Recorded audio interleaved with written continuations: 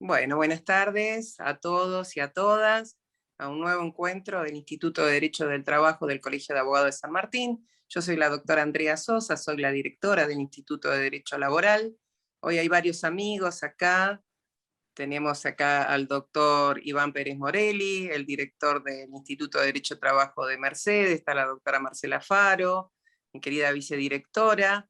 Bueno, acá con quien comparto esta actividad del doctor Francisco Pagani. Antes que nada, quiero agradecer al Colegio de Abogados de San Martín, al Consejo Directivo, al área académica, hoy Barbie, que nos está asistiendo. Así que no sé, Francisco Pagani, si querías decir algunas palabras, ya que compartimos esta actividad, me gustaría escucharte, así después lo puedo presentar al doctor Francisco Neto. Muy agradecido, doctora, por cederme la palabra. Bueno, fundamentalmente quiero expresar el agradecimiento al disertante con celebración del 50º aniversario de nuestro colegio, luego de un esfuerzo singular que has realizado, que debo señalar y reconocer.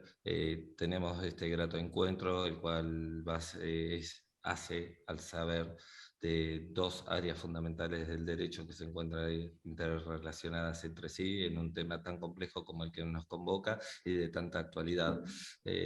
Honestamente, bueno, supongo que va a ser una jornada enriquecedora y bueno, como nos ha anticipado el prestigioso doctor Francisco Nieto, vamos a poder contar también en nuestra comisión con una cuestión también sumamente compleja, que bueno, que ya lo vamos a estar anunciando oportunamente.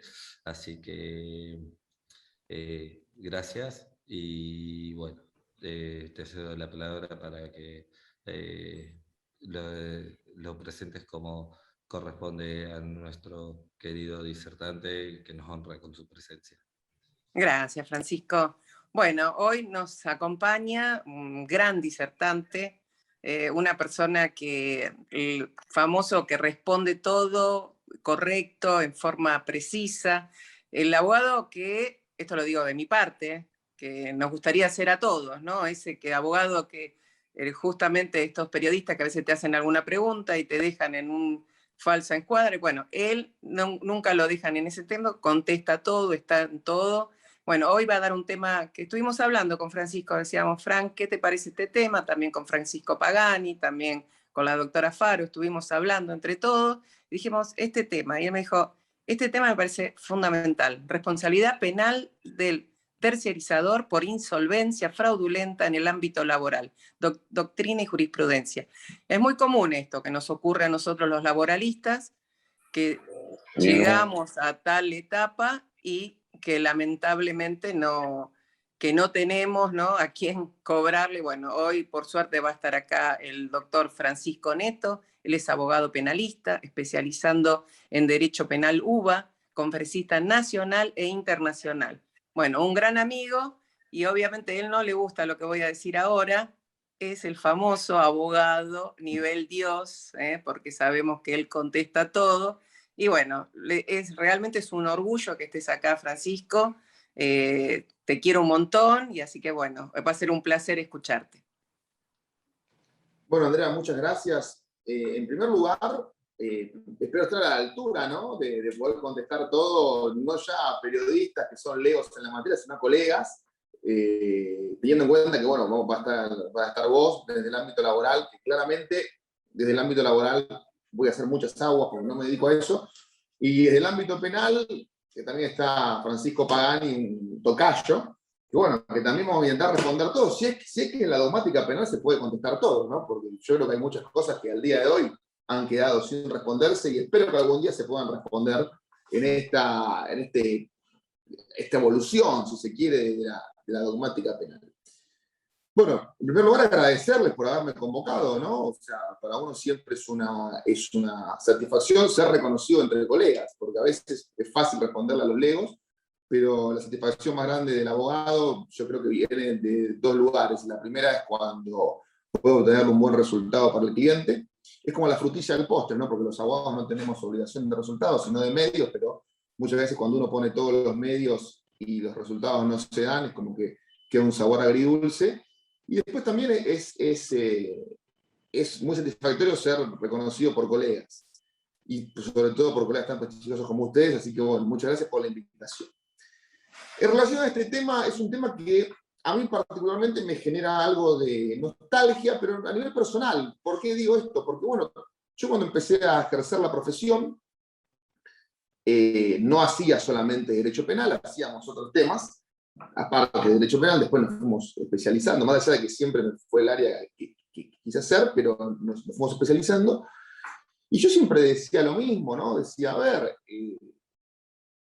el derecho es uno, hay un solo derecho, y después nos vamos especializando en diferentes áreas porque con el devenir del estudio de los temas se van haciendo cada vez más profundos y se van haciendo más complejos, pero en un punto todos se tocan y uno no puede decir, bueno, yo soy penalista y no sé laboral, o soy laboralista y no sé penal. Uno puede decir, no, yo no puedo profundizar, no tengo la gimnasia del fuero, pero no decir, no sé, ignoro, soy completamente ignoto en la cuestión.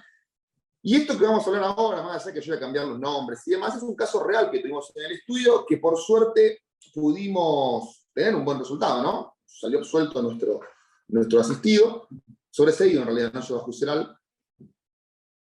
Yo no sé esto que también lo hagan los laboralistas, porque nuestro asistido era el denunciado, ¿no? Era el tercerizador. Salió absuelto de sobreseído.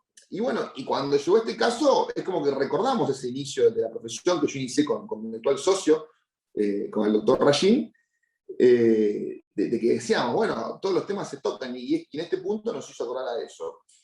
El tema que vamos a intentar sobrevolar en la charla, porque yo creo que no se va a poder agotar, sobre todo si empezamos en algún punto a profundizar en la dogmática penal y empezar a interpretar diferentes autores. Acá lo vamos a ver de la perspectiva de dos autores que son los más conocidos, Jacobs y Roxin. No es los más conocidos, pero los que más en boga están, al menos a nivel académico, ¿no? A nivel forense, yo creo que todavía estamos un paso atrás nosotros en la Argentina y seguimos discutiendo finalismo y algunos hasta causalismo penal. Y algunos, si vos los apuras mucho, te van a decir que el dolo te lo van a analizar en la culpabilidad.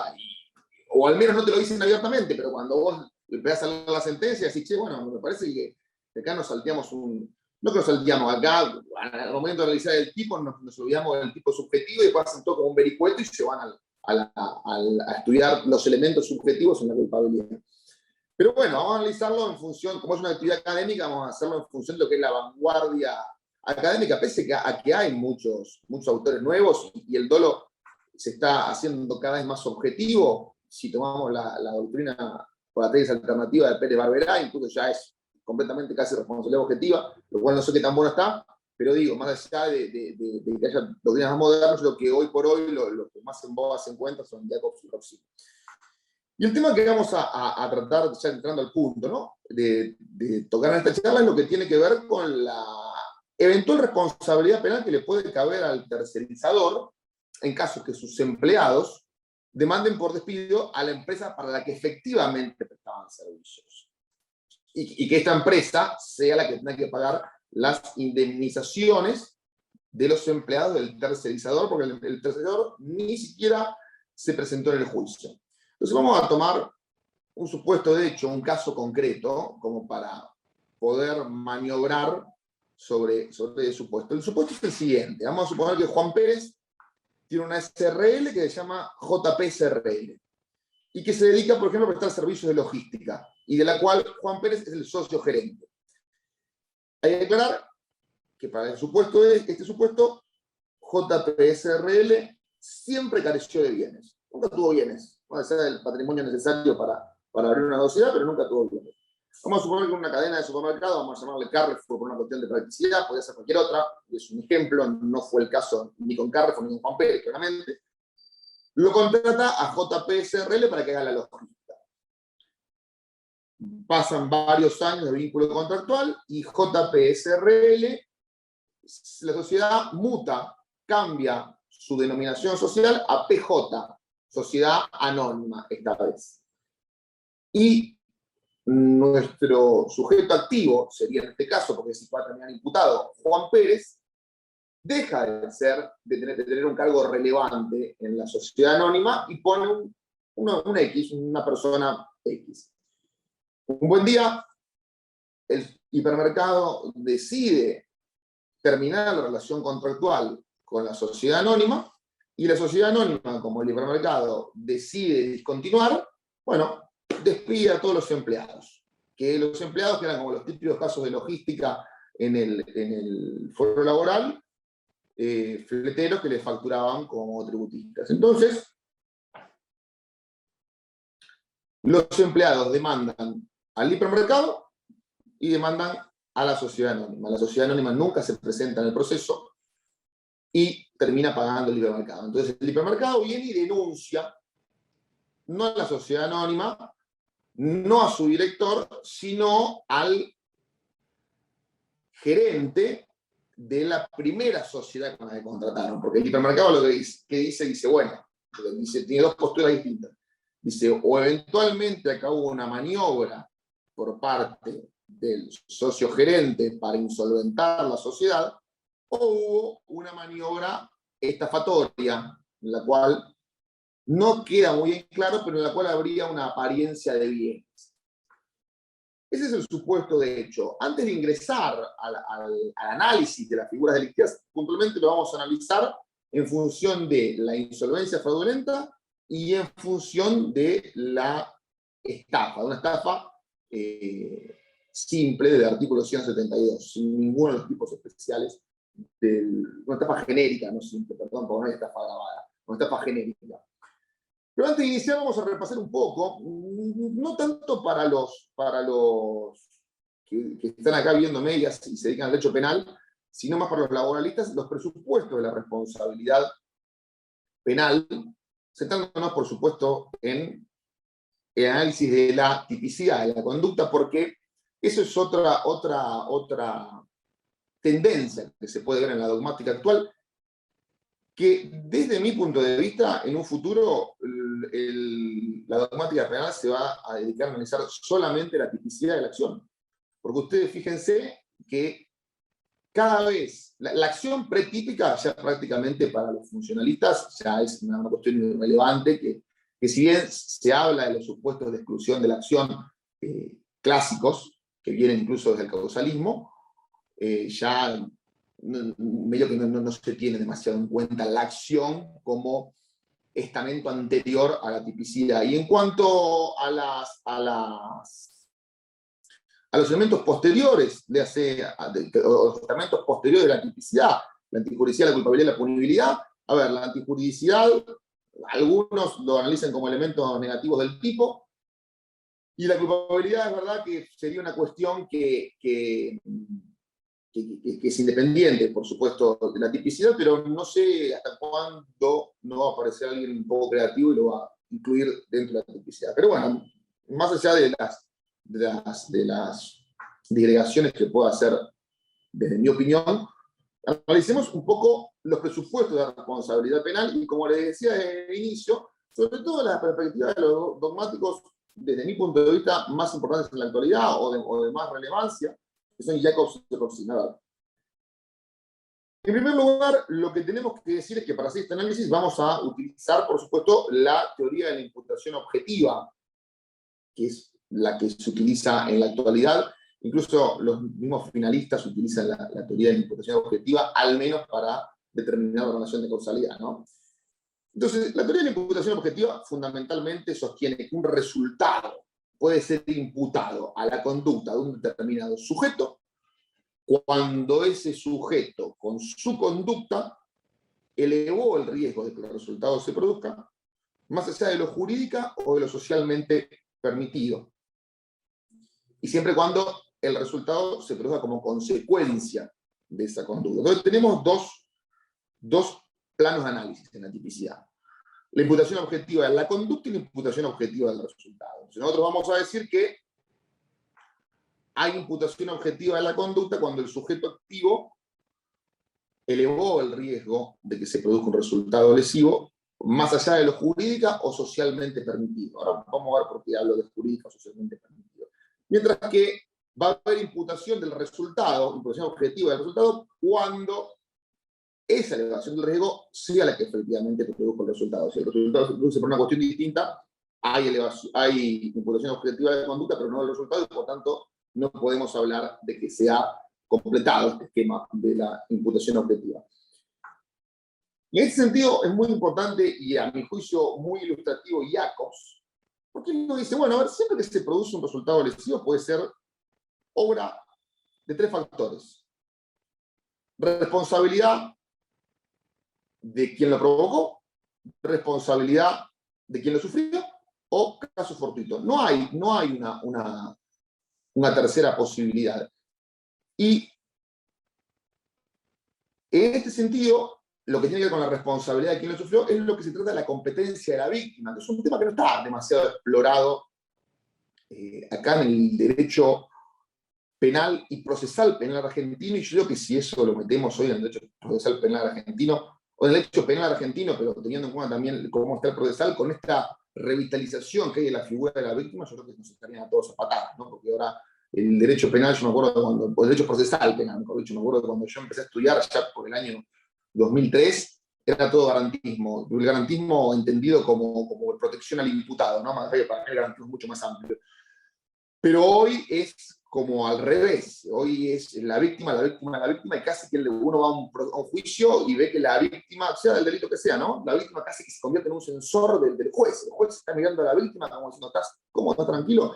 Entonces, yo no sé si es un momento muy propicio para introducir dentro del análisis dogmático la competencia de la víctima. ¿Qué ocurre cuando el riesgo, más allá de lo jurídico socialmente permitido, no lo eleva el que comete el delito, el imputado, bueno, el que comete el delito, si no lo eleva no comete ningún delito, ¿no? Pero digo, no lo eleva al sujeto activo, a quien se viene a atribuir, sino lo eleva a quien sufrió el daño. Es un tema interesante que incluso daría para otra disertación.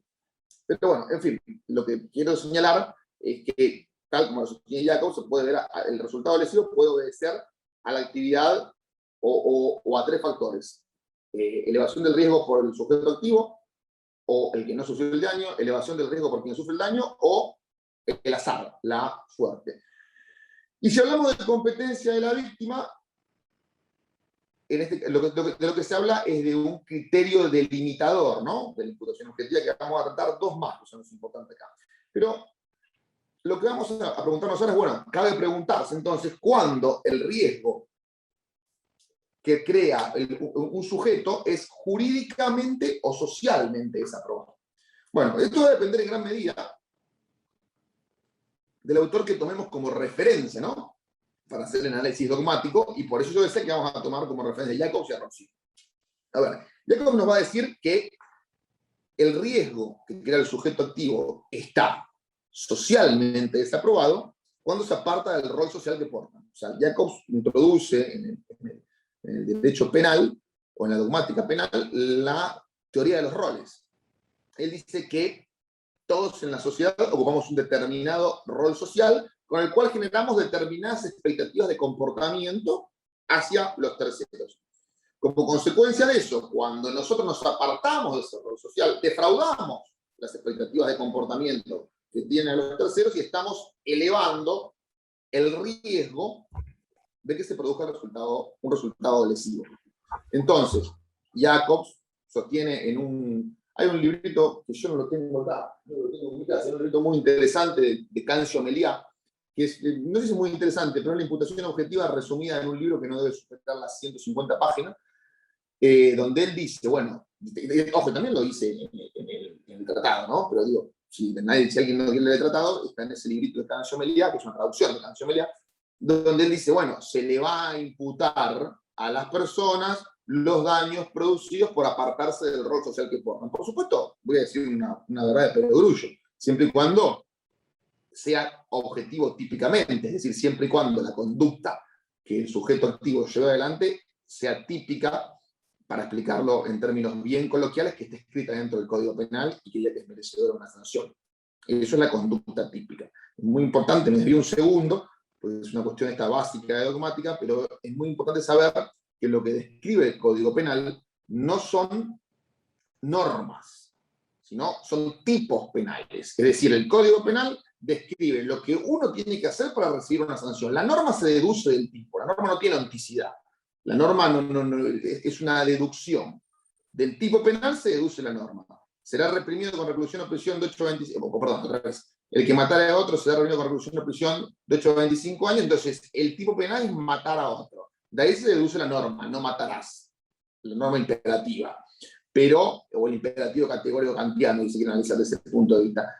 Pero es muy importante saber que el Código Penal no describe normas, describe tipos penales. El Código Penal dice lo que uno tiene que hacer para recibir una sanción. Entonces decíamos, volviendo al análisis donde estábamos, hacemos este paréntesis, que Jacobs pone el énfasis en el rol social y que nosotros vamos a ser reprimidos o castigados cuando provocamos un resultado típico apartándonos del rol social que portamos. De otro lado tenemos el análisis de Claude-Roxin. Claude-Roxin es más normativista, incluso algunos hablan de la imputación normativa. Claude-Roxin, ¿qué dice? Dice, bueno, se va a crear un riesgo jurídicamente desaprobado cuando nuestra conducta sea antinormativa. Es decir, cuando infringamos una norma que nos imponga un deber de cuidado.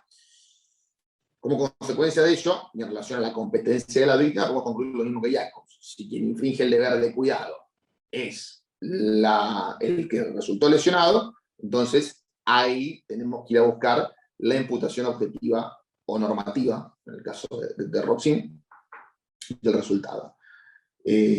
Por ejemplo, los ejemplos más fáciles de entender con Roxin son los ejemplos, o los ejemplos más fáciles de poner para entender a Roxin, de utilizar para entender a Roxin, son los de la conducción automotor.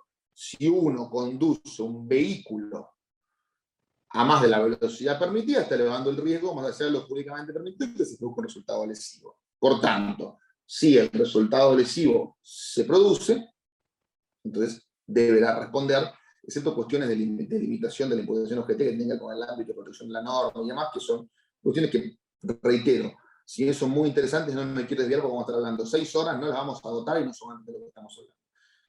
Entonces, volviendo, entonces podemos decir que tenemos dos grandes formas de analizarlo, para imputarle objetivamente la conducta a una persona, es decir, para decir que la conducta de una persona puede ser imputada objetivamente. Si esa conducta se apartó del rol social que porta, o si la persona con esa conducta infringió un deber de cuidado. Ahora bien, lo que tenemos que ver es, porque hasta acá hablamos de la imputación objetiva de la conducta. Ahora lo que nos queda analizar es la imputación objetiva del resultado. Porque puede que hayamos creado un riesgo jurídicamente o socialmente desaprobado, pero que el resultado se haya producido por motivos distintos de nuestro comportamiento jurídicamente desaprobado. De nuevo, podríamos entrar a analizar la centena de ejemplos, en un punto hasta ridículos, que se plantean en los manuales. No tiene demasiado sentido, al menos hoy. Entonces, lo que vamos a, volviendo a la imputación objetiva del resultado, vamos a decir que se imputa objetivamente el resultado a la conducta de un individuo cuando ese resultado es producto de esa conducta. Entonces, a ver, cuando hablo de resultado, lo que sí quiero dejar claro es que me estoy hablando en sentido amplio y no en sentido dogmático, porque el concepto, digamos, quiero decir, me refiero a sea un resultado material, como exigen los delitos de resultado, un resultado de peligro concreto, un resultado de peligro abstracto. No me refiero completamente al delito de resultado, sino a todos los resultados que podrían ocasionarse como consecuencia de cumplir con un tipo penal o de infringir una norma que se use de ese tipo. Entonces, acá lo que tenemos que analizar es, bueno, a ver, hay la empresa que contrató al tercerizador terminó pagando lo que debería haber pagado, o lo que tal vez solidariamente debería haber pagado el tercerizador. Entonces, lo que tenemos que analizar desde un punto de vista de la parte general de la dogmática es si alguien elevó el riesgo o si el tercerizador fue el que elevó el riesgo más allá de lo jurídicamente permitido o de lo socialmente permitido de que ese resultado se produzca. Eso lo vamos a analizar un poquito más adelante. Antes de pasar al análisis concreto de la conducta, vamos a ver las figuras. Ahora sí, lo que vimos recién es un análisis de la parte general, digamos, de la dogmática. Ahora vamos a hacer un análisis de la parte especial, ¿no? De las figuras concretas que estábamos hablando. Estamos hablando de o bien una insolvencia fraudulenta o bien una estafa génica. Entonces, cuando hablamos de insolvencia fraudulenta, ¿de qué estamos hablando? Bueno, esta es una conducta prevista y reprimida en el artículo 179, inciso 2 del Código Penal, que establece que será reprimido con reclusión o prisión de 6 meses a 3 años el que durante el curso de un proceso o después de una sentencia condenatoria maliciosamente destruyere, inutilizare, dañare, ocultare bienes de su patrimonio o fraudulentamente disminuyere su valor. Y de esa manera frustrare en todo o en parte el cumplimiento de las correspondientes obligaciones civiles. Vamos a arrancar por el final del tipo para dejar establecido de lado que estamos hablando de un delito de resultado. Es decir, si yo hago todo eso, de lo que ni habla la norma, es decir, destruyo, inutilizo, daño, oculto y fraudulentamente disminuyo el valor de mi patrimonio, todo junto, pero no provoco el resultado del incumplimiento de mi obligación civil, no se cometió el delito. ¿Por qué? Porque es un delito de resultado. Exige ese cambio en el mundo exterior para que se consuma. Si no, directamente es atípico. Es decir, no es que estamos hablando de una tentativa, no. Si no se produce el resultado, directamente es atípico. De hecho, habría que analizarlo con precisión, pero yo dudo que este delito, desde mi punto de vista, por lo menos, viéndolo así a vuelo de pájaro, admita la tentativa. Ahora bien, si tengo el resultado, es decir, si tengo el resultado que es incumplir obligaciones civiles, ¿quiere decir que ya tengo configurado el delito? No. Ese incumplimiento tiene que ser obtenido a través de determinados medios comisivos. Es decir, yo lo que tengo que hacer para decir que incurrí en el tipo penal y que por tanto merezco el castigo con el cual la ley conmina a esa conducta es destruir, inutilizar, dañar o ocultar bienes. No de cualquier forma. Ya vamos a ver, ustedes ya pueden empezar a ver, ¿no? O por ahí pueden empezar a inferir. Es un poquito dudoso de que la conducta encaja acá. ¿Por qué? Porque recordemos que la SRL, este señor, no tenía bienes. Entonces, no quiero spoilear a dónde vamos a llegar, aunque un poco lo spoileé, ¿no? Hablando del sobreseimiento, pero no quiero spoilearlo al menos en términos analíticos, pero digo, estamos hablando de que no tenía bienes y que lo que habría que destruir es bienes. Ahora bien, o eventualmente disminuir fraudulentamente su valor. Fraudulentamente, ¿qué quiere decir? Con ardid o con engaño. Con cualquier ardid o engaño.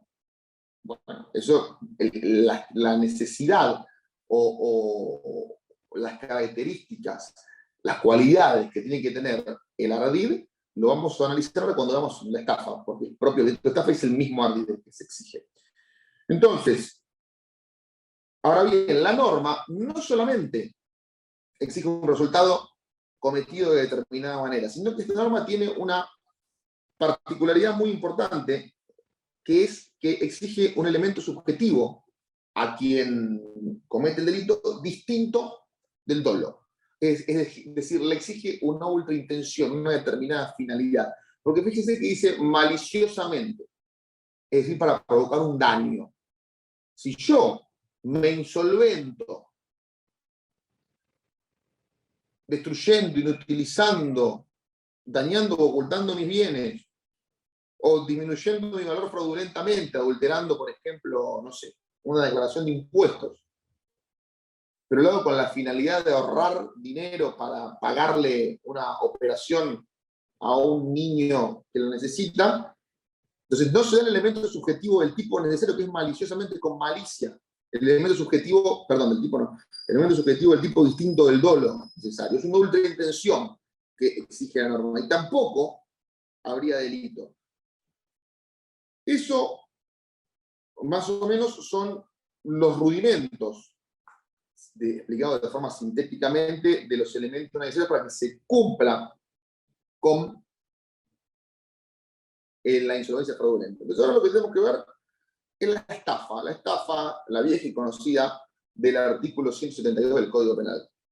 Una aclaración, la estafa es siempre patrimonial. A veces uno ve en televisión, escucha en alguna red social, estafa, la ilusión, y lo llama y dicen, quiero denunciar a Juancito, ¿por qué? Porque me dijo que yo iba a jugar en la primera de Boca y no jugué, y terminé jugando, y le cobró algo, no. Bueno, entonces no hay estafa. La estafa es un delito patrimonial. Hay conceptos, Dona en su tratado analiza varios conceptos de patrimonio, e incluso en uno de esos conceptos de patrimonio se habla de todo aquello que aunque inmaterial, que pueda tener algún valor, sea de índole económico o de índole sentimental, pero bueno, después explica y dice, no, en definitiva el concepto de patrimonio para el delito de estafa es el patrimonio económico, única y exclusivamente.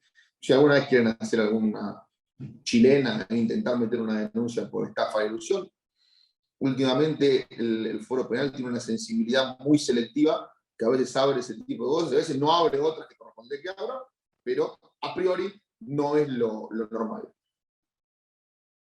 Entonces, bien, ¿qué dice el 172 del Código Penal? Castiga con reclusión o prisión de 1 mes a 6 años a todo aquel que defraudare a otro con nombre supuesto, calidad simulada, falsos títulos, influencia mentira, abuso de confianza, aparentando bienes, crédito, comisión, empresa o negociación, o valiéndose de cualquier otro ardido engaño. En realidad estos supuestos ejemplificativos que da el código no son más que eso, ejemplificativos.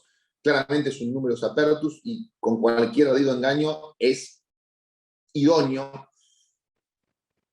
Utilicé mal el término idóneo, pero lo voy a seguir utilizando. Ahora voy a explicar por qué. Es idóneo para provocar la estafa. Ahora me voy a contradecir un poquito. Porque cualquier ardid es idóneo, no, tiene que tener ciertas características el ardid. Quiero decir, cualquier ardid en abstracto podría ser apto, va a estar mejor utilizado el término, podría ser apto para constituir la acción en típica del delito de estafa, pero no cualquier ardid apto es idóneo. Entonces, la acción típica de la estafa es despojar a otro engañándolo, despojar a otro de su patrimonio, ¿no?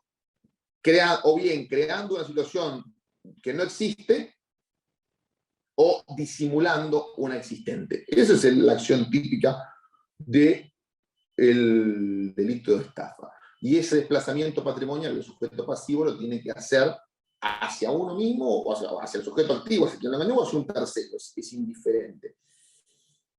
Ahora bien, antes de hablar de la idoneidad del ardid, hay un requisito que es muy importante en la estafa, que es que haya una relación de causa y efecto entre ardid de engaño y desplazamiento patrimonial. Es decir, si yo mañana voy a una persona y le llevo, no sé, ¿qué le puedo llevar? Esta es la lapicera. Y le digo que la lapicera la que usó Messi. Y lo convenzo, ¿no? Le muestro una foto de Messi con esta lapicera. Y si la quiero vender, no sé, en $5.000, y la persona me dice, qué bueno que Francisco, cómo se esfuerza Francisco, yo se lo voy a comprar porque en realidad es un tipo que se lo merece por el esfuerzo que hace. No hay estafa, ¿cómo no hay estafa? Y no, porque no me la compró porque dijo, che, la lapicera de Messi, qué bueno. Y la compró por una razón distinta del engaño. Entonces se rompe digamos, el camino que debería seguir el delito de estafa. Por supuesto que me van a decir, ¿cómo probamos eso? Bueno, a ver, eso son cuestiones de hecho y prueba, y no sé, este caso que puse es un poco absurdo, quería ilustrar el punto. Se me ocurren, por ejemplo, casos de defraudación contra la administración pública, en el cual se presenta una documentación, la administración pública la acepta, la sella y otorga un beneficio por esa documentación, y después de un tiempo, la administración pública revoca ese beneficio porque dice, no, estuvimos viendo y en realidad no correspondía, y denuncian por estafa al otro. No, en realidad lo que hubo acá es justamente que la administración pública fue negligente, porque si se dio cuenta después, en realidad infligió un deber propio, que era haber corroborado que esa documentación era idónea para provocar, digamos, el otorgamiento del beneficio. Y ahora bien, y a su vez, digamos, una cuestión medular, el engaño tiene que tener cierta entidad para que sea idóneo para provocar el desplazamiento patrimonial. Y ahí está lo que se llama la idoneidad de la herramienta. Se tiene que haber, la doctrina francesa exige una cierta puesta en escena. Es decir, no puede haber digamos, si a mí viene una viejita harapienta y me convence de que, o un viejito, ¿no? Para no ser llegar a sensibilidad de género, cualquier persona harapienta viene y me dice, mira, yo te convenzo de que te voy a leer la mano y vos me tenés que dar una cantidad de dinero porque te voy a decir cómo ganar otra. En realidad no es una realidad, es que yo soy un imbécil y el derecho en ese sentido no protege a los imbéciles, más allá de las creencias de cada uno, ¿no? Pero digo, en esta época creo que nadie sería convencido por una viejita o un viejito de que le va a leer el futuro y le va a dar el resultado y la solución de su vida. El arbitrio tiene que tener una cierta entidad, tiene que haber una cierta puesta en escena para que permita engañar. Y en este punto es muy importante no confundir esto con la autopuesta en peligro, que se puede llegar a confundir, pero la autopuesta en peligro es una cuestión de parte general, es una cuestión de parte especial. Acá no estamos hablando de que si el desplazamiento patrimonial no es producto del engaño, entonces no hay acción típica porque hubo una autopuesta en peligro de la víctima. Lo que estamos hablando es que si el desplazamiento patrimonial no es producto del engaño, no hay acción típica porque no se cumple con los elementos objetivos del tipo. No tiene ya que ver con una cuestión de parte general, es una cuestión de parte especial. Es decir, si se cumple o no con lo que la norma exige para que uno reciba una sanción. Yo no sé si va a haber ronda de preguntas, yo no sé si quedó muy en claro ese punto, porque de todas maneras es algo muy fino. En el caso que haya, bueno, después intentaré responderles a alguno que quedó la duda. Esta dinámica virtual de dar disertaciones, más allá de la que es la que nos obliga a la situación en la que nos encontramos, lo cierto es que a veces por ahí genera eso de que uno no sabe si quedó muy claro o no al que está escuchando lo que está explicando, pero es importante saber, o sea, más allá del análisis que se pueda hacer de parte especial o de parte general, lo importante es saber que en la estafa tiene que haber una realidad que provoca un engaño y ese engaño es un desplazamiento patrimonial. Si se rompe ese encadenamiento de sucesos, no hay estafa.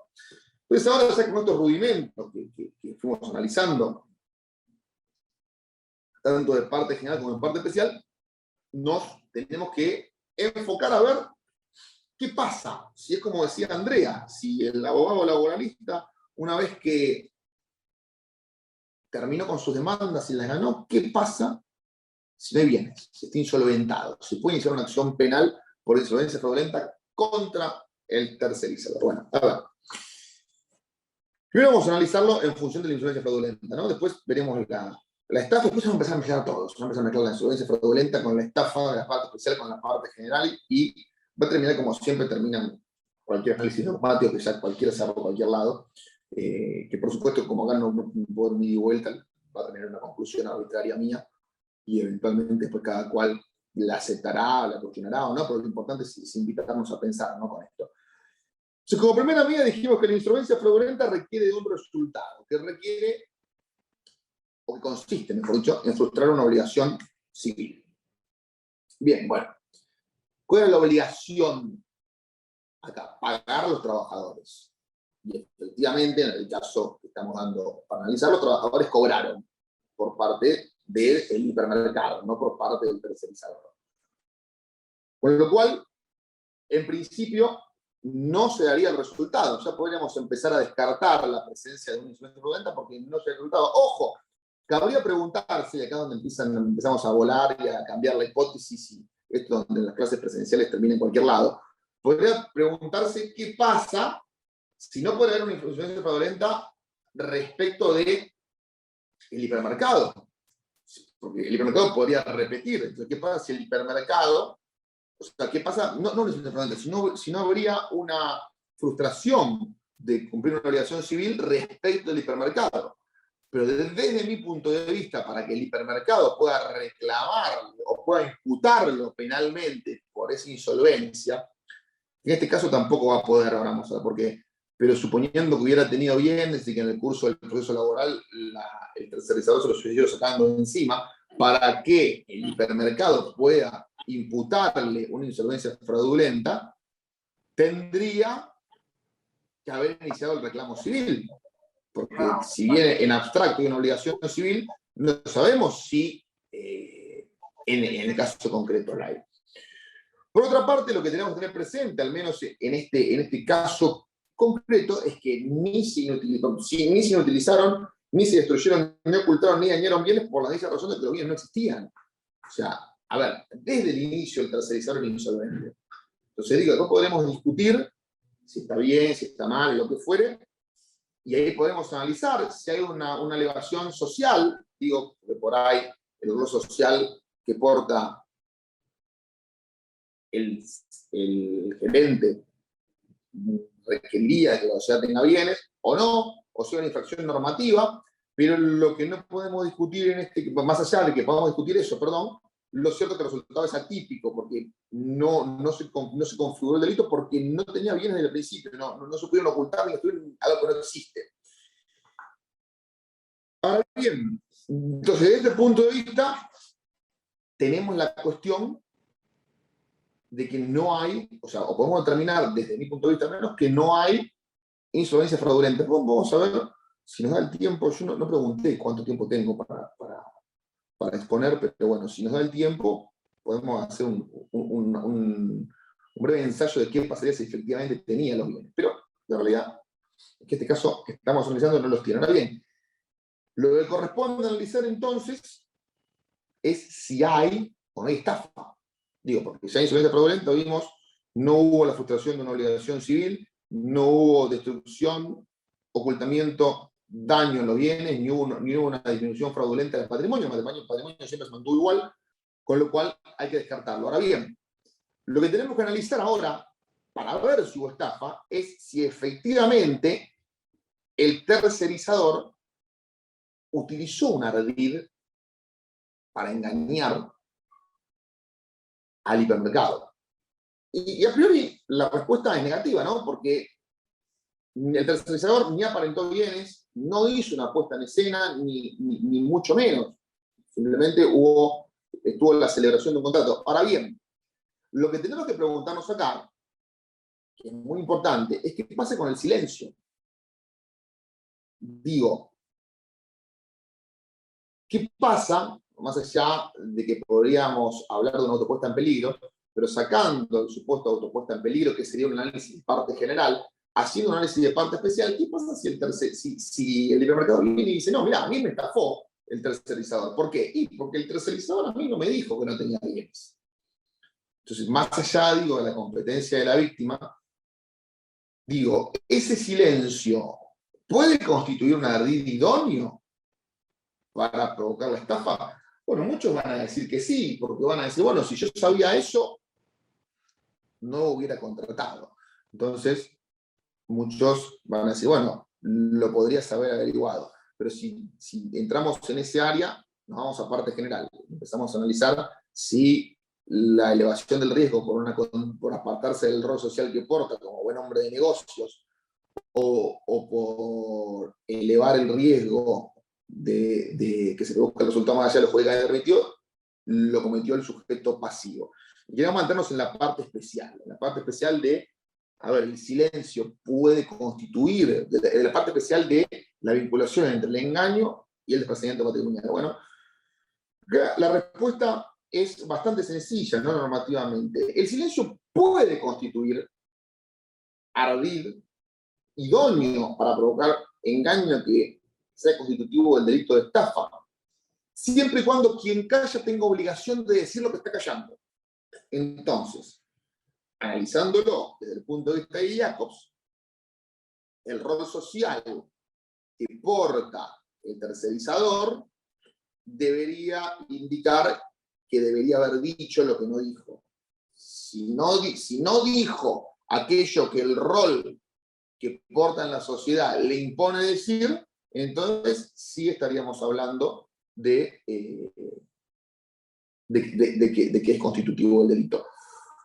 Ahora, si no dijo lo que no, si, digamos, si no, digamos, su rol no se le imponía decirlo, no sea constitutivo de delito. Lo mismo con las normas, ¿no? Si hay una norma que le impone decirlo o contar lo que cayó, sería constitutivo de estafa. Desde mi punto de vista no hay ninguna norma que imponga eso. Y casi que ya nos vamos a parte general, ¿no? Pero bueno, vamos a intentar seguir pegados a la parte especial. Entonces, bien, ahora ya lo tenemos descartado esto desde un punto de vista de los requisitos típicos de los delitos en sí.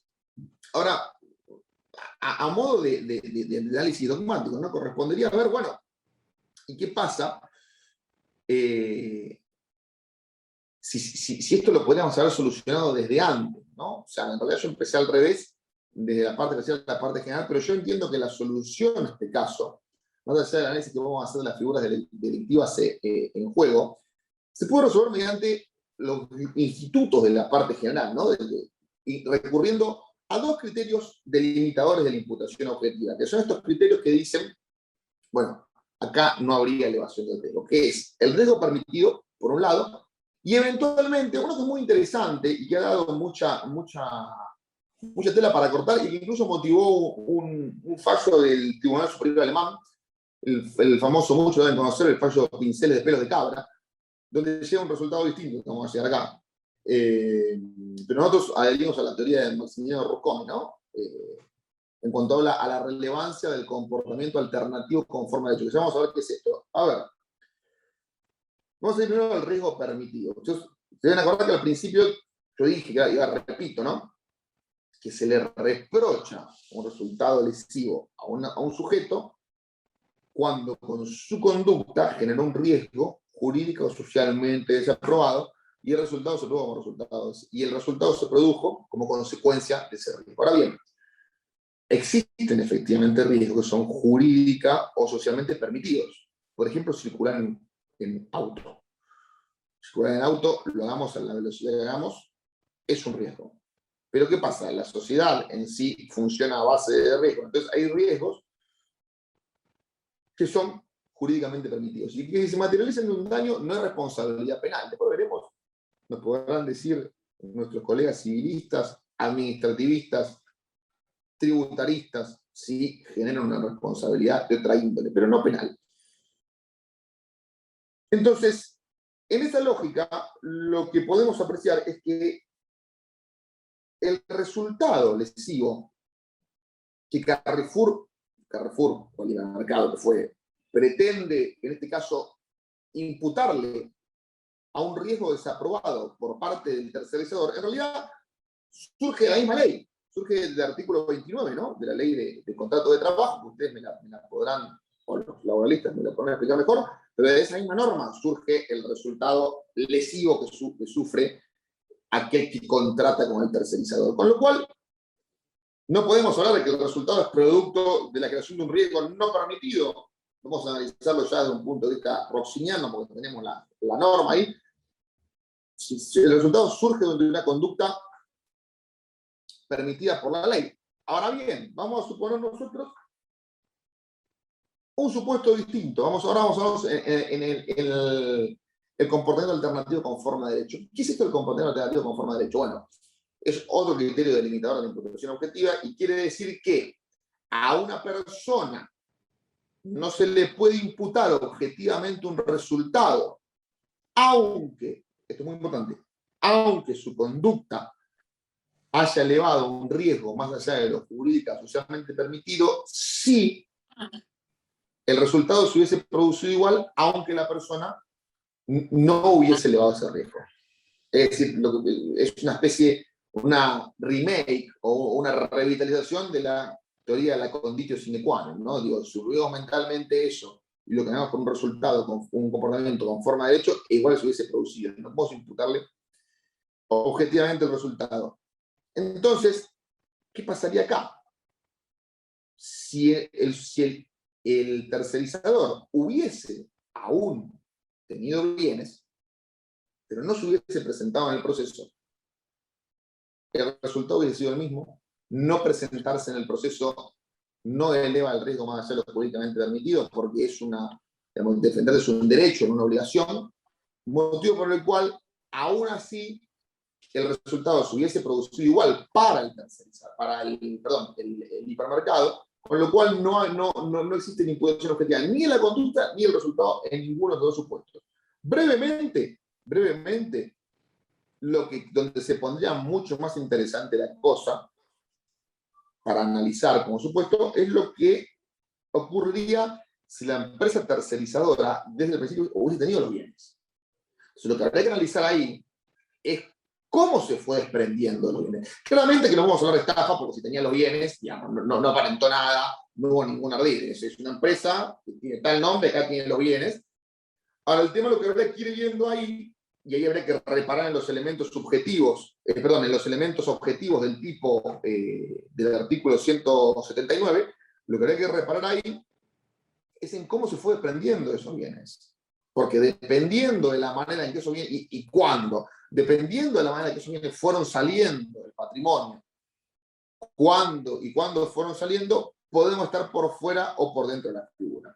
Entonces, en conclusión, para terminar, entiendo yo que este caso, tal como fue resuelto en el caso real, que no quiero decir el nombre del cliente por una cuestión de reserva, nomás, porque ya adquirió estado público, porque hay sentencia firme y el reglamento para la justicia nacional, artículo 63, dice que cuando hay sentencia firme adquiere acceso público a la causa, pero más allá de eso, mi opinión es que este caso se resuelve con elementos de parte general, no hace falta ingresar a cuestiones de parte especial más allá que ingresamos, y se resuelve con criterios delimitados de la imputación objetiva que tienen que ver, digamos, con el riesgo permitido y con el comportamiento alternativo conforme a derecho. Así que bueno, espero haber estado a la altura de la situación, espero haberle dejado más dudas que respuestas, porque las respuestas son limitadas, las dudas nos van a invitar a pensar y a seguirnos superando. Y bueno, estoy a su disposición si es que hay preguntas o está habilitada una ronda de preguntas. Sí. No, para Gracias. mí me parece excelente el caso que pasaste, pero esto me hace acordar como que alguien le haga juicio al hombre de paja, ¿no? Porque parecía que este pobre tercerizador era alguien que se puso exclusivamente. Y después, como había un pacto entre ellos y no cumplió respondiendo con eso, el enojo de la ¿cómo se llama? Del supermercado. La verdad, Claro. lo único que me Así fue. encantó es que cobró el trabajador, el trabajador o la trabajadora, que era lo importante. La verdad, el supermercado que se haya enojado, que haya hecho la denuncia y todo, me parece de una... digo la palabra, por ahí no, de una ridiculez total, que es más de enojo que otra cosa, porque si nunca tuvo bienes, nunca se insolventó, nunca demostró de que era un gran tercerizador. Además, ¿es un fallo muy antiguo o es muy nuevo? Porque me hace acordar los primeros casos, ¿viste? Cuando se No, esto es tercerizaba. reciente. ¿Cómo? Este fue de él, si yo no recuerdo mal, del 2020, el año pasado. Fue un asunto el año pasado, ya con la pandemia, viste que te perdés, pero creo que fue el año pasado. Creo que fue el año pasado, si no fue el 2019. Brillante tu defensa. Obviamente tenés todo súper claro. Yo estoy feliz que cobró el trabajador o la trabajadora. Estoy contenta. Un acto revolucionario del tercerizador, porque benefició al trabajador, fue el zorro, benefició al trabajador y perjudicó en todo caso, supuesto, ¿no? pero además, si yo, como abogada, por la solidaridad, tengo que ir contra uno de los dos demandados, ¿contra quién voy a ir? Contra el verdadero empleador, que el fraude lo empieza a hacer el supermercado. El fraude lo comete el supermercado. Vamos a ser sinceros, porque si tenía al terciarizado que no tenía bienes, que no tenía esto, que no tenía otro, el que hace... ¿Qué opinás vos, Francisco, Marcela? No sé, a ver si hay preguntas. Si me permitís la palabra. Sí, bueno, por favor. La verdad te felicito. Muchísimas gracias. La verdad, doctor, la verdad brillante, y verdaderamente he tomado muy atenta nota de algunas cuestiones que son de actualidad dentro de lo que es la dogmática jurídica penal, y quiero poner énfasis en algunas de tus palabras, verdaderamente que a veces nos genera las especializaciones que perdamos de vista el núcleo central, que lo has resumido como desde antaño se predicaba que el derecho es uno.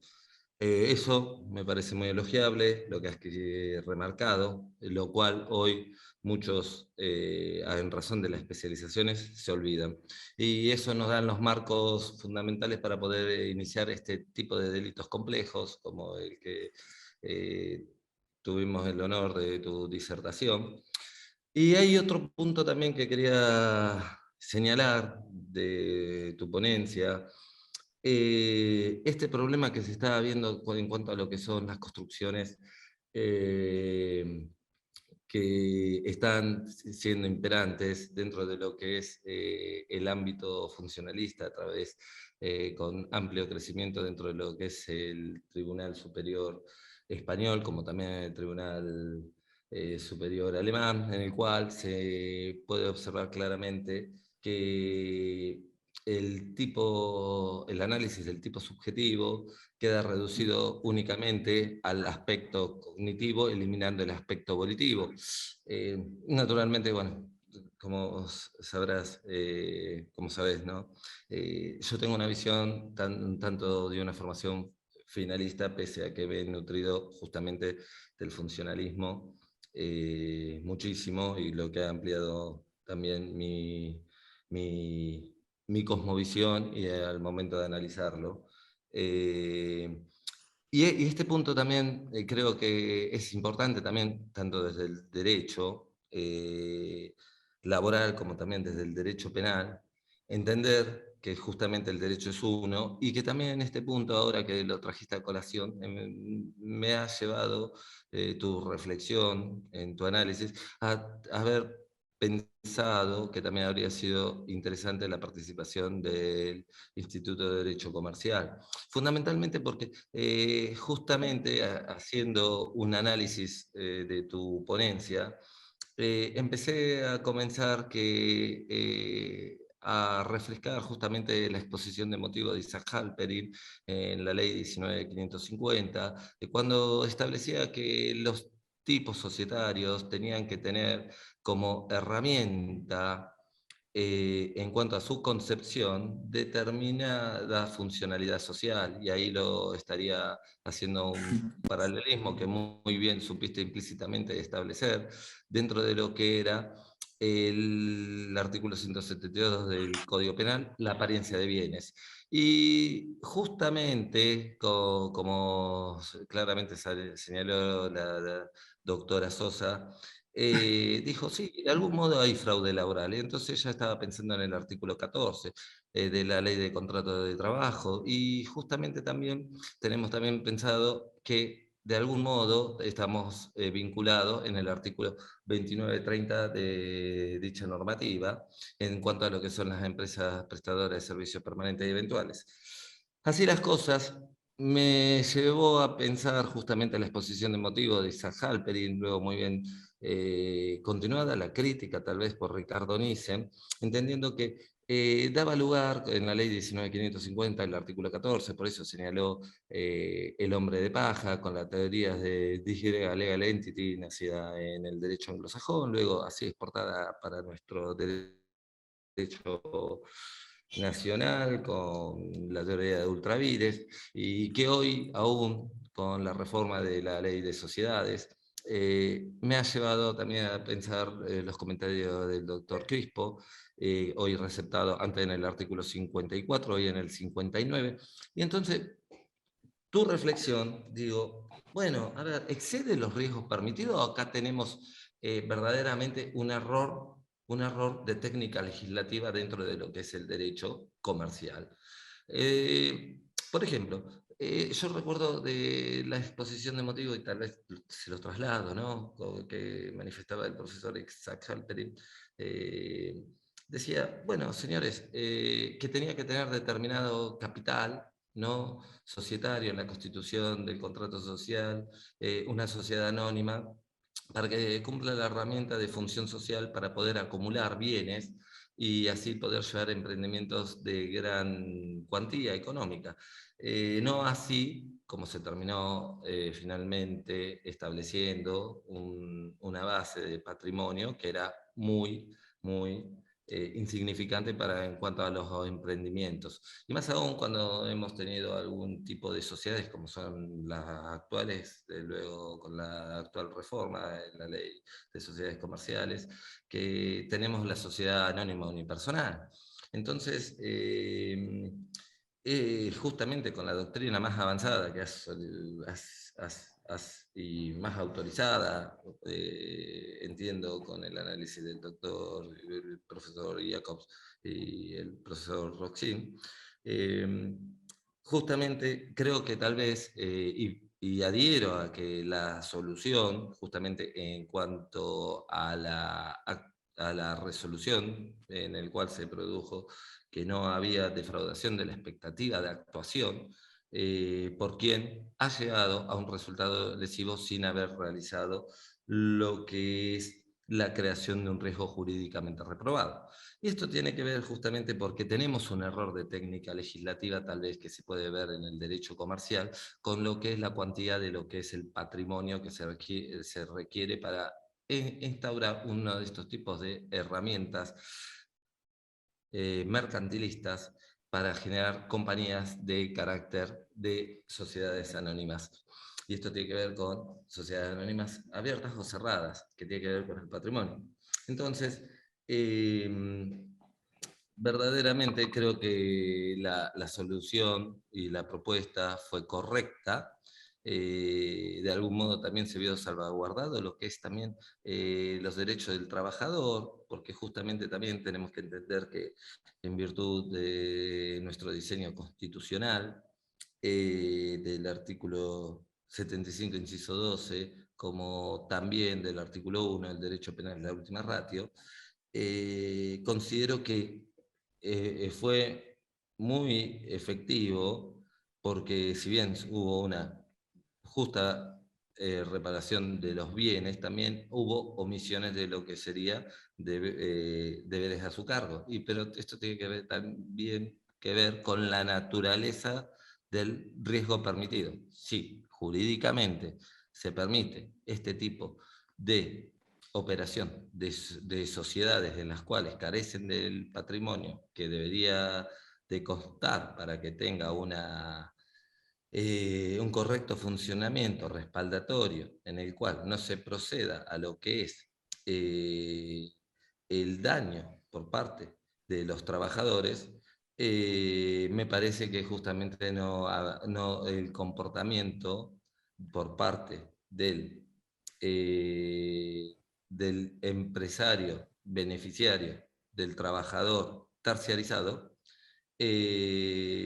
no les generaría justamente eh, una conducta relevante típicamente. Lo que sí te quiero transmitir, que sí me preocupa mucho este acotamiento que muy bien señalás, y son pocos los que lo señalan, y me parece muy elogiable de tu parte y muy valeroso, que justamente hayas dicho esto de que estamos eliminando el tipo subjetivo, el análisis volitivo, de este examen científico que tiene que revestir la conducta jurídicamente relevante para ser merecedora de una sanción penal.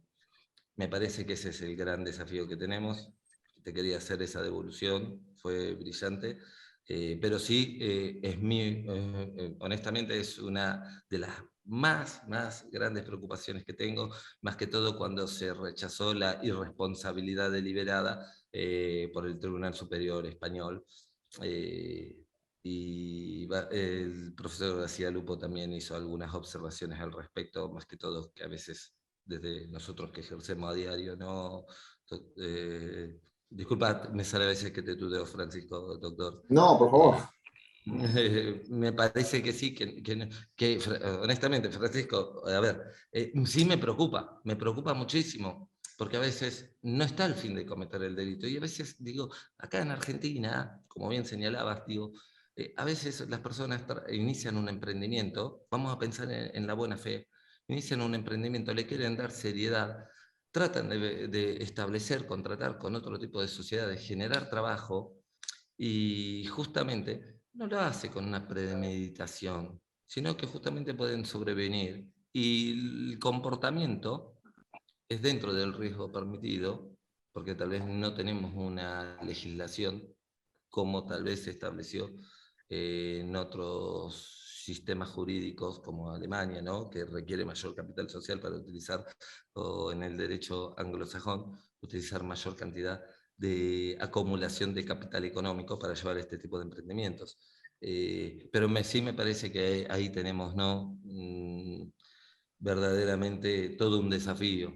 Pero quería elogiar fundamentalmente este reconocimiento y esta apuesta que no muchos se animan a decir, miren lo que estamos pasando con la eliminación del tipo subjetivo y que no caigamos en un derecho de responsabilidad objetiva, propio de factores de atribución extraños como pueden ser del derecho civil en el derecho penal. Me parece eso un acto de valentía total, lo cual te lo reconozco y lo elogio.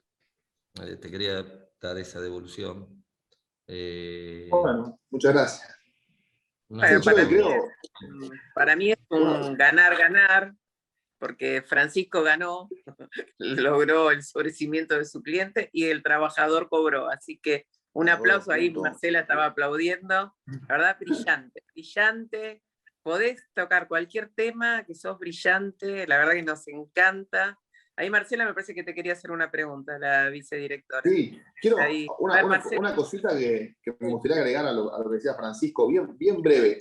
Yo creo que esta objetivización del dolo, por ahí es un tema muy puntual de dogmática, ¿no? Pero se viene dando en función de que se quiere responsabilizar penalmente a las personas jurídicas, y al donde va a haber que llegar, en mi opinión, es a una dogmática penal para personas jurídicas y una para personas físicas, porque si no, estás en un problema de ampliación de los ámbitos de punibilidad muy grande, que van a terminar siendo condenados por delitos que no son delitos, claramente, personas inocentes, o va a terminar siendo una masacre.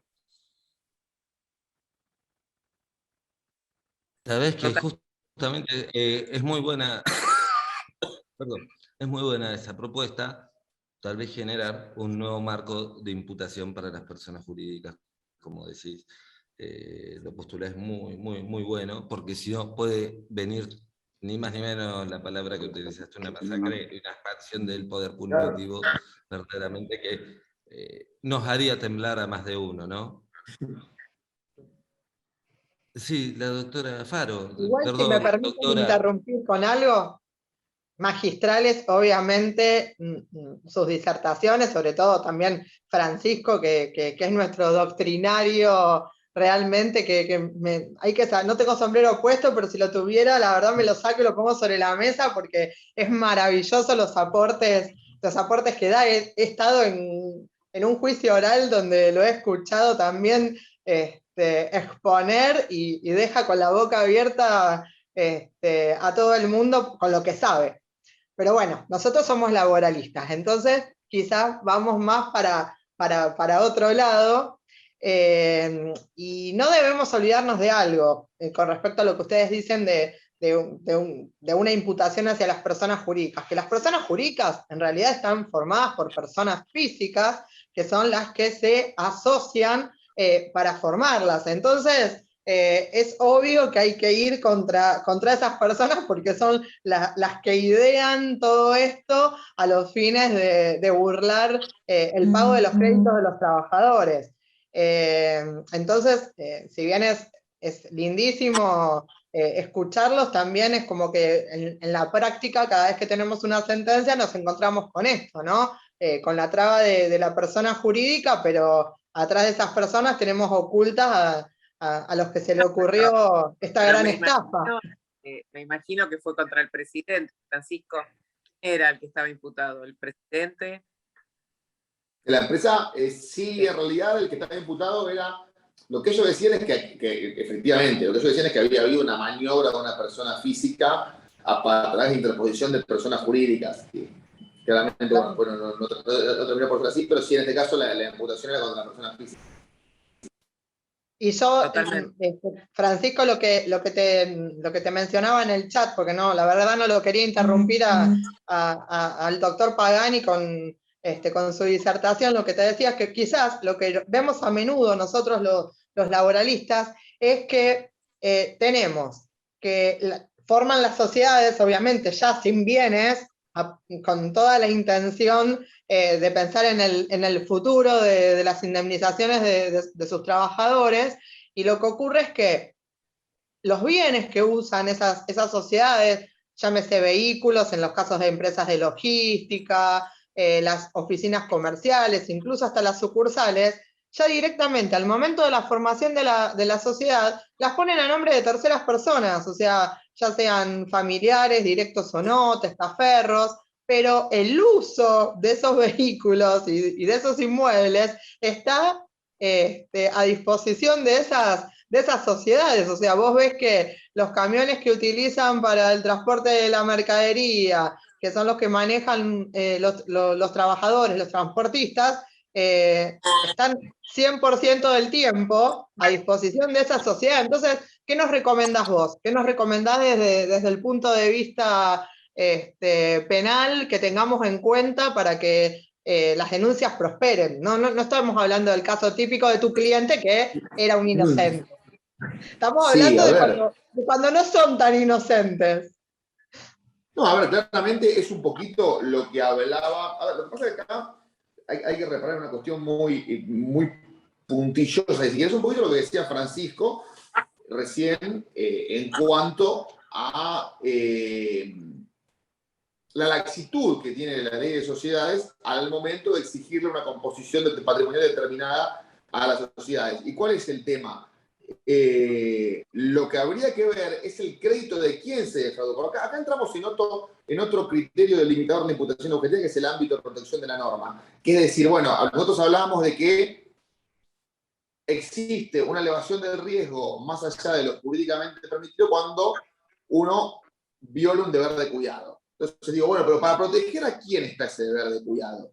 Porque digo, si yo violé un deber de cuidado, pero le provocó un daño a alguien que no estaba siendo protegido por ese deber de cuidado, tampoco es imputación objetiva del resultado, lo que se llama ámbito de protección de la norma. Entonces, respondiendo a tu pregunta, en este caso, vos lo que me estás preguntando es qué pasa cuando el trabajador no puede cobrar.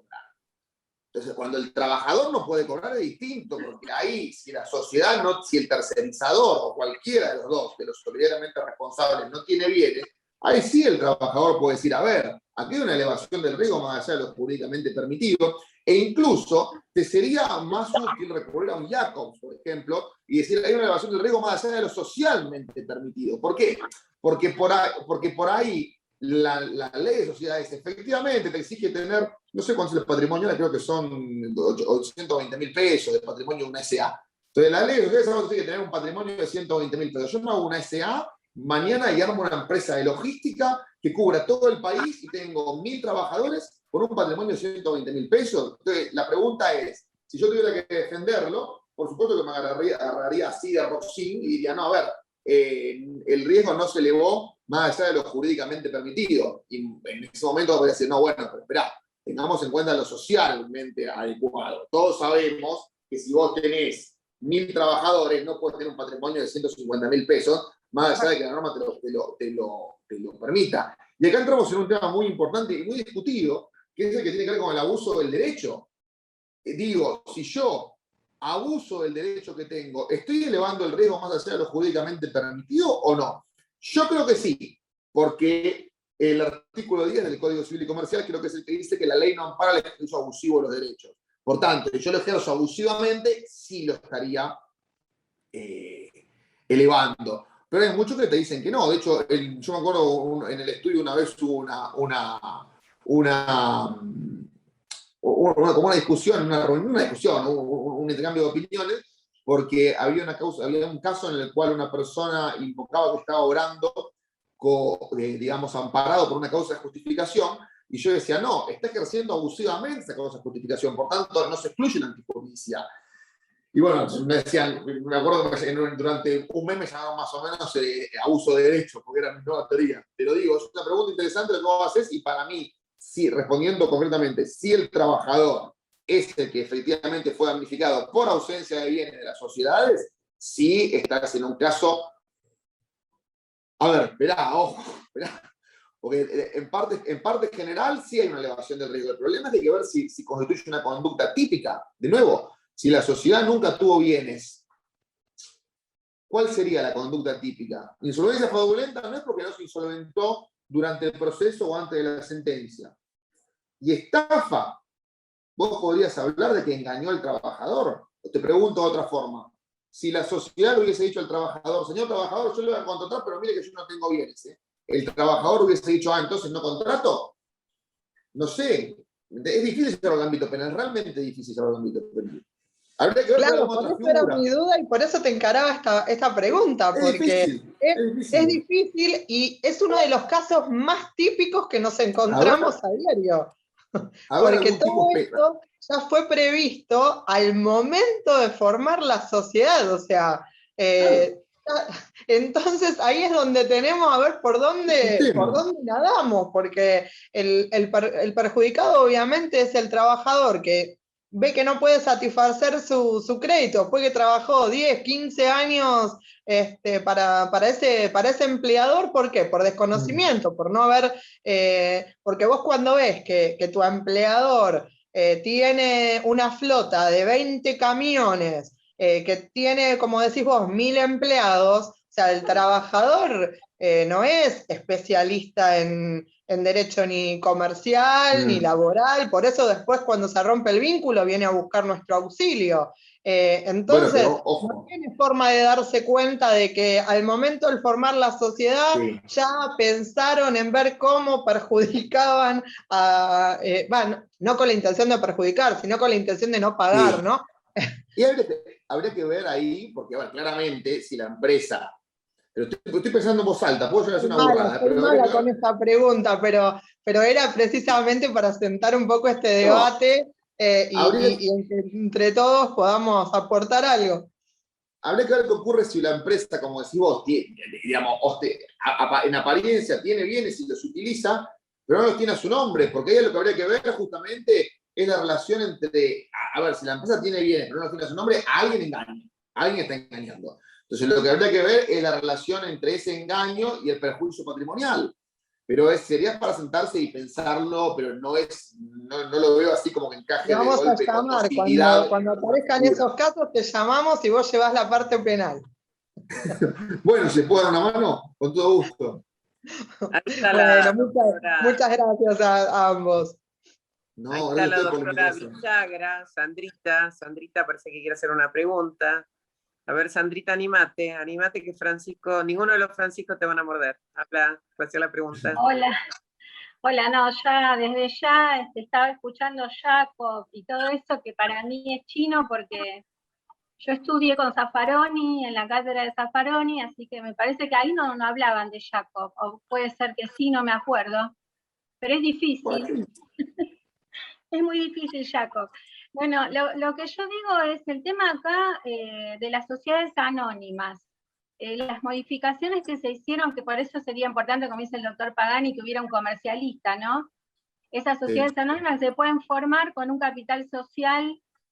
Yo no me acuerdo, pero yo creo que Flybondi se formó con $5.000 o $2.000 o $6.000, y era una aerolínea, con lo cual no solo había trabajadores, sino gente transportada de un país a otro.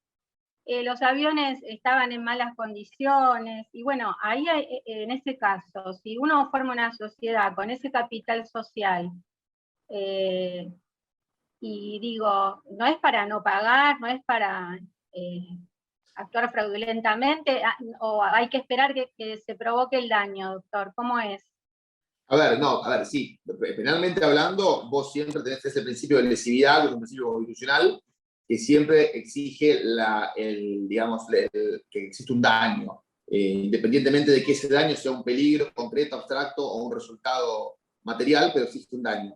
Pero respondiendo a tu pregunta, a la pregunta de ambas, ¿no? Porque gira más o menos a lo mismo, recién hablábamos del supuesto de que la sociedad tenga vehículos a nombre de otro. Bueno, si la sociedad se llama Juan Pérez, utiliza los vehículos, pero los vehículos están efectivamente a nombre de, no sé, Sandra Flavia Brillagra, que ahora la veo en cámara.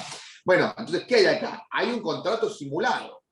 Y hay un contrato simulado en perjuicio de ¿quién? De los trabajadores. Entonces se me ocurre, recién estaba leyendo hacia abuelo de pájaro el Código Penal, y se me ocurre que el artículo 173, inciso 6, podría darnos una respuesta, ¿no? Que dice, serán considerados casos especiales de defraudación y sufrirán la pena que establece el artículo 172 el que otorgare en perjuicio de otro un contrato simulado o falsos recibos. Lo que tendríamos que ver, porque, a ver, hay una empresa que evidentemente otorgó contratos simulados de compraventa automotor o de compra automotor en nombre de otras personas. Entonces, no tienen los vehículos a su nombre. Lo que tendríamos que ver en ese supuesto es el análisis, que es un tema muy interesante, ¿no? Que lo hablaba recién Francisco, el análisis del dolo. ¿Por qué? Porque si yo, digamos, cuando otorgué esos contratos simulados, yo no dije, bueno, mi finalidad es defraudar a alguien. Ahora, eventualmente, estoy considerando la posibilidad de hacerlo, con lo cual el análisis se centraría en determinar si esta figura puntual admite o no el dolo eventual, que a priori no me parece por qué no lo podría admitir, ¿no? Pero es cierto que yo cuando lo estoy haciendo, estoy seleccionando los medios y poniendo en marcha el curso causal con la finalidad de no responder por mis deudas y eventualmente, de llegado el caso, perjudicar a alguien. Habría que verlo, analizarlo bajo esta figura. La verdad que no es un caso súper concreto, pero podría tranquilamente, me parece, caminar. Técnicamente, nosotros los laboralistas, hablo porque yo me dedico a derecho laboral y estudio bastante, hay muchos criterios. El artículo 30 de la LCT, por ejemplo, es lo que ayuda en estos casos, ¿no? Porque, a ver,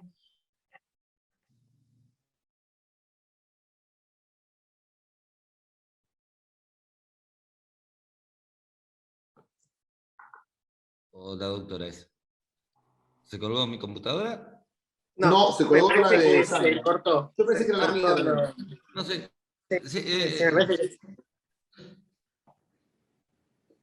Ahí está. Bueno, quería decirte algo. El doctor Marcelo Sancinetti los mandó muchos saludos a los dos, porque obviamente lo invité a la disertación, le dije. Justo tenía él otra cosa, y así que dijo que no iba a poder estar, pero que después le mandó el video, que lo quiere ver, y les mandó saludos a los dos. Vieron que es un amor, Marcelo es divino, así que bueno. Es un cerebro. El número uno. Aparte de ser un amor, es un cerebro. O sea, si, No, menos mal bueno. que no me quitante porque ya me ponía nervioso, si no. O sea, si sabía que esto iba a pasar por el filtro del doctor Sancinetti, ya me empezaba a poner nervioso. No, pero sí, bueno, me dijo. me quedé sin internet. No, me dijo, Andrea, pasame el video que los quiero ver a los dos, Francisco. Le dije, por favor, viste lo que es una persona maravillosa. Está bien, vos decís el cerebro, yo lo quiero tanto, porque es un rey. Ambas cosas, ¿no? Por supuesto, ambas cosas. Tiene una persona muy accesible y realmente es un dogmático reconocido a nivel mundial, no solo en Argentina, y realmente brillante. Desde un punto de vista brillante, súper inteligente, súper incisivo, súper quirúrgico, es brillante. Esa es la mejor forma de resumirlo. Sí, es brillante. Y como decís vos, tan accesible. Ahí me parece que volvió. Pero me quedé sin internet, por eso quería sí comentar esto porque me parece muy importante. El artículo 30, de alguna manera, nos protege al trabajador y hay que utilizarlo y saberlo usar, porque no es solo para fraude. O sea, el 30 es una garantía para el trabajador porque el que terceriza parte de su actividad tiene que controlar que ese tercero sea solvente, entre otras cosas. Y si no lo fuera, se tiene que hacer cargo. Bueno, ahí tenés una elevación del riesgo de que contrata. ¿no? Claro, Se le entonces, contrata. por eso esa insistencia muchas veces en volar el artículo 30, porque realmente no necesito fraude, ni siquiera fraude para ir contra el solidario. Inclusive, hay jurisprudencia que admite que el trabajador elija y vaya directo, por ejemplo, a reclamarle al supermercado, porque sabe que el otro es un insolvente. O sea, Claro. sin siquiera citarlo al juicio al empleador. Así que, nada, y esto de lo penal me parece más complejo y que habría que trabajar con un penalista, porque realmente no es tan simple, creo, No, tiene su no. complejidad. Sí, veo que sí. Bueno, gracias. Gracias, Nada más. Gracias, Sam, por tu aporte. Ahí me parece que la estoy viendo a Sandra Elizabeth Quintana, que por ahí quería agregar algo. Yo diría para ir cerrando, porque ya sé que hace 1 hora y media que estamos y están todos cansados, pobre Francisco, los dos Franciscos, un abuso un poco de su tiempo, pero es lindo. No, por favor, un placer. De la pasión que uno tiene. A ver, no sé si quería aportar, o ella, o Leo, lo que escribió. Dice, el fraude, la teoría de corrimiento del velo societario, no se acepta en el fuero comercial, a diferencia de lo que ocurre en el fuero del trabajo. Perfecto, pues el aporte que dio acá la doctora. Tenía abierto el micrófono, a ver si la doctora quería continuarlo, pero por ahí, que a veces uno tiene mala señal, pero hizo su aporte. Bueno, no sé si yo me parece que ya hemos agotado el tema. La verdad que fue brillante, brillante. Ya se lo estoy pasando a Marcelo el video, me va a decir a ver qué le pareció, seguro que le va a gustar. Así que el doctor Marcelo Sancinetti, que es tan querido por todos y por todas, así que fundamentalmente. Gracias, Francisco Neto, No, muchas gracias. Gracias por estar. Brillante. Bueno, leo el chat, son todas felicitaciones, súper claro. Así que, bueno, no todos se animan a hacerte preguntas, Francisco. Todos ahí, acá no es Sandrita, Marcela, Faro, no todo, acá, bueno, Francisco, brillante, también Francisco Pagani. Así que, ¿qué más puedo pedir? Bueno, agradezco al Colegio de Abogados de San Martín, al área académica, al Consejo Directivo, Barbie, hoy que nos está asistiendo. Y Francisco, te dejo, Francisco Pagani. Me gustaría, Francisco Neto, que unas palabras de cierre y después que Francisco Pagani termine cerrando. ¿Qué te parece?